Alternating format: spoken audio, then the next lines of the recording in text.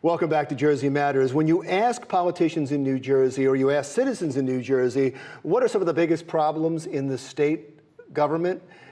At the top of the list always is the school funding formula. So what is the problem? What is the formula? Not many people understand it, so let's clear that up. Michael W. Klein is the interim executive director at the William J. Hughes Center for Public Policy at Stockton University. Thank you so much for coming in. It's a real pleasure. Thanks for having me. So let's talk about the formula. What is it?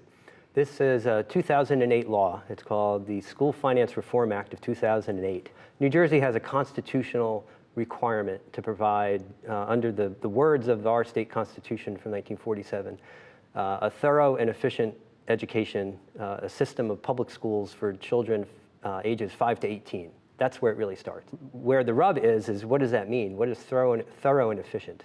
And there was a first court case that was first decided in 1973, Robinson v. Cahill being our governor at the time. And there was a lawsuit, and it was actually part of a national movement looking at school funding as a real social justice issue and an equal rights issue. And the state Supreme Court in 1973 decided that if the unequal amounts of money being spent at the suburban districts versus the urban districts really was a problem and violated the state constitution. And so that's what the formula is supposed to do. It's supposed to address all that. So boil it down, it's the state providing money to the urban districts to try to get them up to speed with the suburban districts so that every child across the state is provided with this thorough and efficient education. So the state's supposed to get this pool of money and then distribute it back to the districts, right? And the way it's supposed to happen is that there is some fairness in that every child can get maybe not the same education, but at least get a good education. Right, and it's really worth reading the words of Justice Willentz in the 1990 case. And Justice Willentz talked about thorough and efficient in terms of creating citizens and providing an equal opportunity for competitiveness in the workplace. And that's language from 1990. It sounds very familiar to what our elected leaders talk about today. But that's what this really is all about, providing those kinds of opportunities to children. And what the court decided was the only way to measure that was money. So let's get to the problem. Yeah, so those are the money is the problem. That's money is exactly the problem. And there are some districts that don't feel like they're getting enough money under this formula. So what is the problem with the formula? The formula is now 10 years old. And you've got, New Jersey's on the cusp of a real change in enrollment. We're going to drop, according to projections, almost 17.9% between the high point of our enrollment in the year 2009, fast forward to the year 2031. We're going to lose almost 25,000 students in our schools. Now that's not equal across the board. You've got some districts that are growing, some that are shrinking, and that's the problem. For a formula set in time 10 years ago, while demographics are changing and people are moving in and out of the state, you've got, according to a most recent study of the nonpartisan Office of Legislative Services in New Jersey, there are 70% of the school districts are underfunded to the tune of $2.2 billion.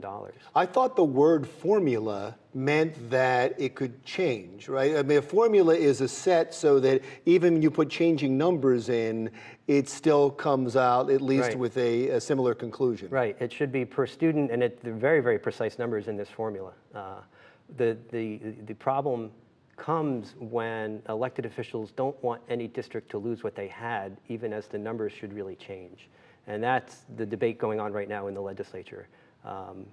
Should money be taken away from the districts that have shrunk but are still getting the same amount of money? And do you take that extra and move it over to the districts that are underfunded? I guess my question is, why doesn't that happen automatically under the formula?